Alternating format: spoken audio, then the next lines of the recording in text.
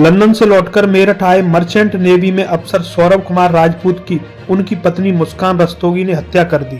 इस काम में उसका साथ बॉयफ्रेंड साहिल शुक्ला उर्फ मोहित ने दिया। बेडरूम में सोते समय पति के सीने में मुस्कान ने ही पहला चाकू मारा। मौत के बाद लाश को बाथरूम में ले गए, जहां साहिल ने हाथ पैर समेत शरीर के 4 टुकड़े किए।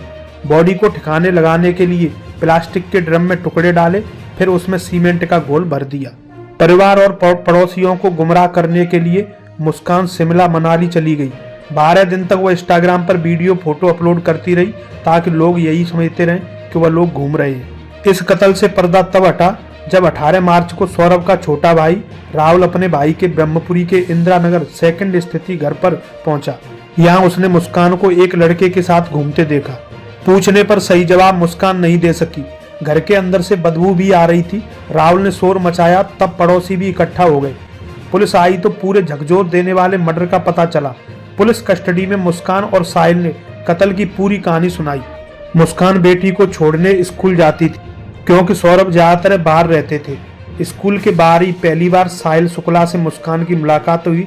मुस्कान घर पर अकेली रहती थी। इसका फायदा साहिल ने उठाया। दोनों घर से बाहर मिलने लगे। दोनों के शारीरिक संबंध भी बने। मुस्कान के मुताबिक 2022 तक सब कुछ सही चला। सौरभ साल भर में 2 से 3 महीने ही मेरठ में रहता था। बाकी वक्त मुस्कान साहिल के साथ गुजारती थी, मगर अब साहिल दबाव बनाने लगा कि शादी करेंगे और साथ रहेंगे, सौरभ को तलाक दे। दुनिया को यही बताएंगे कि तलाक हो चुका है, सौरभ लंदन में है। 25 फरवरी को पत्नी मुस्कान का जन्मदिन था। ठीक एक दिन पहले 24 फरवरी को सौरभ जन्मदिन मनाने मेरठ आए थे। सौरभ के वापस आने के बाद साहिल परेशान रहने लगा। तय हुआ कि 4 मार्च को सौरभ को रास्ते से हटाना है। मुस्कान ने पहले पीयू को बेडरूम के बगल वाले कमरे में सुला दिया। उसी रात डिनर में नशे की दवा मिला दी। सौरभ खाने के बाद जल्दी सो गया।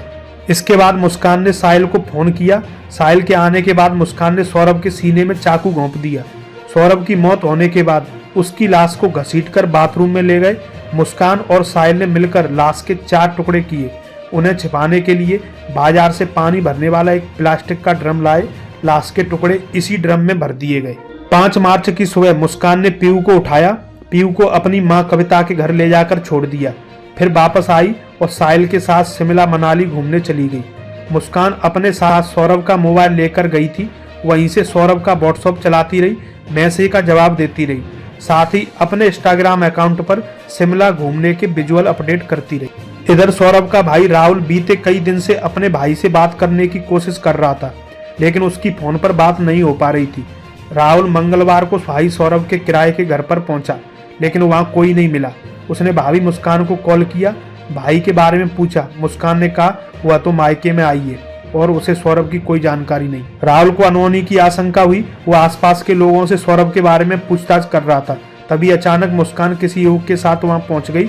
राहुल ने फिर भाभी से अपने भाई के बारे में जानकारी की, लेकिन वह संतोषजनक जवाब नहीं दे सका। राहुल को एक अपरिचित युवक के साथ भाभी को देखकर कुछ अजीब सा लगा।